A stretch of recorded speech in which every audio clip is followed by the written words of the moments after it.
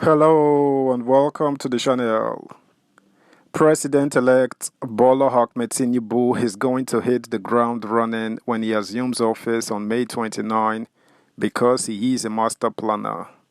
And 50 years from now, Nigerians go still they reap the gains from this Tinubu government, just like Lagosians 15 years later after he was governor. No wahala. Make we dey observe. Talk is shape, hey?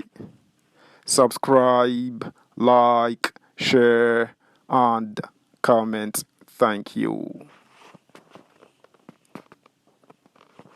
Tinubu is best prepared ever for president, says Okande.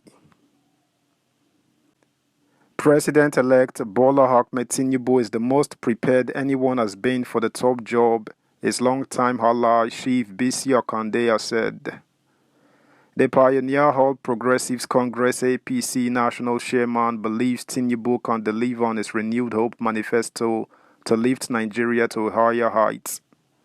Akande, a former Osun State governor and one of the late Chief Obafemi Awolowo's political sons, spoke on the preparedness of the president-elect for the job, which he will take up on May 29, and what the country should do to get out of economic difficulties during the 97th birthday anniversary of Afenifere leader Chief Reuben Fashoranti in Akure.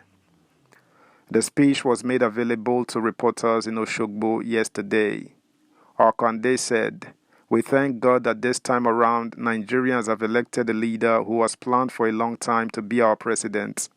When Tinubu was governor of Lagos State, he did not just plan for his 8 years in office, he did a master plan for Lagos, which has since been running for more than 20 years and which has transformed the city into the powerhouse of the Nigerian economy. Therefore, it is right and necessary to expect a 20 or 50 years master plan for Nigeria. From president to be Tinubu when he assumes office, this will transform this blessed country into a great one. To the political class, putting Nigeria first must be a priority, Okande advised. He said, "In our country, we know the president cannot be the sole agent of change. There are leaders and there are followers. All good patriots need to get involved and keep all hands on deck. We need to align modernity with our development. We cannot be in love with the products of modernity like cars, telephones, and air travels while we continue to live in dreadful underdevelopment. But presently, to our collective shame, almost all the cars on Nigerian roads are imported. We import foods, wines, spirits, clothing, perfume, body sprays, toothpick, and toiletries, and then turn around to complain that the naira is not strong.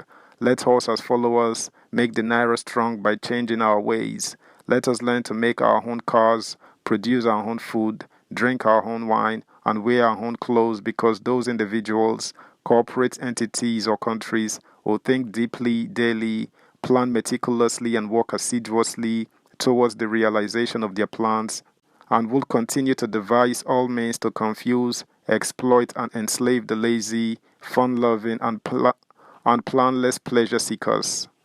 All good living can only happen when we change the way we think and the way we educate the next generations."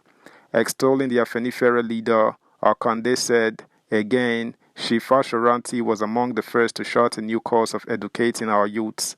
After years of serving as principal of various secondary schools, he and his wife established Omolere Nursery School and St. Francis Grammar School.